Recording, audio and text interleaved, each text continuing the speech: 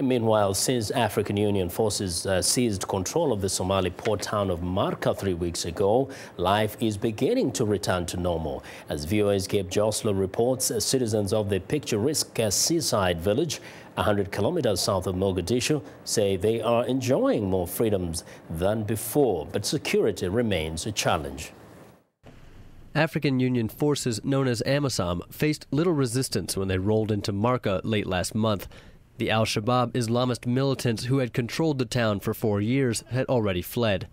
Marka residents welcome Al-Shabab's exit, ending the harsh version of Islamic law they had imposed on the town. Fathil sells cigarettes outside a mosque. Under Al-Shabab, she says she would have been severely punished for selling tobacco. You would be caned or imprisoned. You would be taken to an open field where they would call people and start caning you 20 to 30 times, counting every lash out loud. Al-Shabab has used Marka as a base to launch attacks in the region. AMISOM recently seized a large cache of weapons from a house belonging to a militant commander.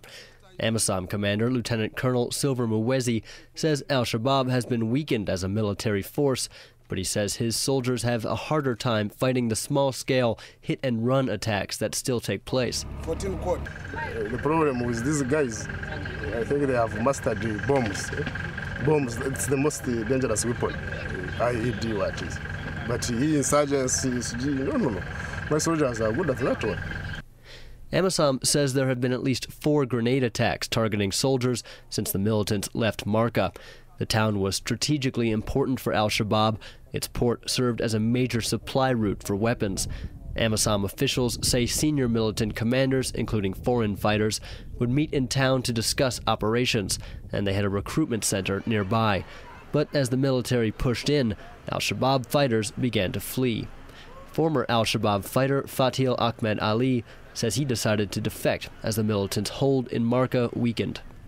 They were using religion to control us. When things started becoming hard for us on the military front, some fighters were fleeing and others were left behind. We didn't have any medication or food, so I decided to come back to my town and work with the government. Concerns remain that elements of Al-Shabab remain mixed in with the population, but District Commissioner Ahmed Ma'alim Abdi says this is not a serious concern. There's not much problem here. There's so much security around. You have a mix of different forces. You have military, police. There are some elements, but there's no big fear. AMISOM says it is consolidating its forces in Marka before pushing on against Al-Shabab fighters. The next big target in the country is the seaside city of Kismayo, in the southern part of the country. Gabe Joselow, VOA News, Marka, Somalia.